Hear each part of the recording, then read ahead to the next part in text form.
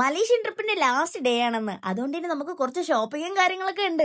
അങ്ങനെ ഞങ്ങൾ വന്നിട്ടുള്ള ജലാൻ പറ്റാലിംഗ് എന്ന് പറയുന്ന സ്ട്രീറ്റിലോട്ടായിരുന്നു. അവിടെ നിന്ന് ഒരു കടയിൽ കയറിയപ്പോഴാണ് അവിടെ നിറയെ വെറൈറ്റി കീച്ചെയിനൊക്കെ കാണാൻ പറ്റി. അപ്പൊ ഞാൻ ഒന്നും നോക്കിയില്ല, കുറെ സാധനങ്ങൾ ഞാനും അങ്ങ് വാങ്ങി. അങ്ങനെ ഞാനും ഒപ്പക്കുട്ടിനും കൂടെ കണ്ണാടി നോക്കി കുറച്ച് പട്ടിഷോയിൽ ഇറക്കിയിട്ട് നേരെ സ്ട്രീറ്റിലോട്ട് ഇറങ്ങി. അവിടെ ഇറങ്ങിയപ്പോഴാണ് എനിക്ക് ഫോൺ എടുക്കാനേ സമയം കിട്ടിയില്ല.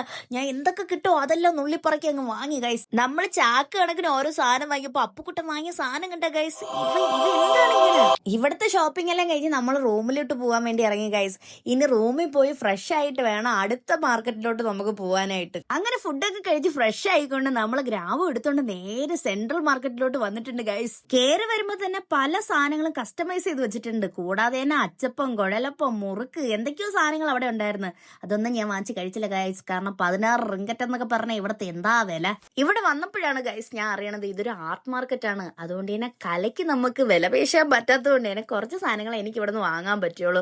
പക്ഷെ ഇവിടെ ഇരിക്കുന്ന ഓരോ സാധനങ്ങൾ കാണുമ്പോഴും ഭയങ്കര രസമായിട്ടുള്ള സാധനങ്ങളായിരുന്നു. നമ്മുടെ നാട്ടിൽ വംശനാശം വന്ന സാധനങ്ങൾ കണ്ട ഗൈസ് ഇവിടെ ഇരിക്കുന്നത്. അത് കഴിഞ്ഞ് പുറത്തോട്ട് ഇറങ്ങി വന്നപ്പോഴാണ് ആ പൂക്കി സ്റ്റൈലിലെ കുറെ കേസസ് ഇരിക്കുന്നത്. പിന്നെ ഞാൻ ഒന്നും നോക്കില്ല, കുറെ നുള്ളിപ്പറക്കി അങ്ങ് വാങ്ങി. ഇത്രയും നടന്നതിന്റെ ക്ഷീണം മാറ്റാൻ വേണ്ടി ഞാൻ ഇതെല്ലാം കൂടെ ജ്യൂസ് ഓർഡർ ചെയ്തപ്പോഴാണ് അപ്പുതാ ഇത്രയും വലിയ മുതുക്ക് ഷെയ്ക്കും പിടിച്ചോണ്ട് വരുന്നത്. എന്നിട്ട് നമ്മൾ ഇങ്ങനെ നടന്നു വന്നപ്പോഴാണ് എല്ലാവരും ടെമ്പററി ടാറ്റു അടിക്കണത്.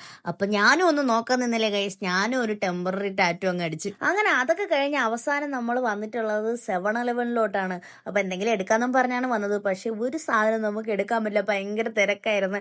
പിന്നെ നമ്മൾ അവിടെ നിന്ന് ഇറങ്ങേണ്ടി വന്ന് നേരെ നമ്മൾ ഗ്രാബ് എടുത്ത് നേരെ റൂമിലോട്ട് പോവാണ് ഗൈസ്. അപ്പൊ അടുത്ത വീഡിയോ കാണും വരെ tata bye bye, see U.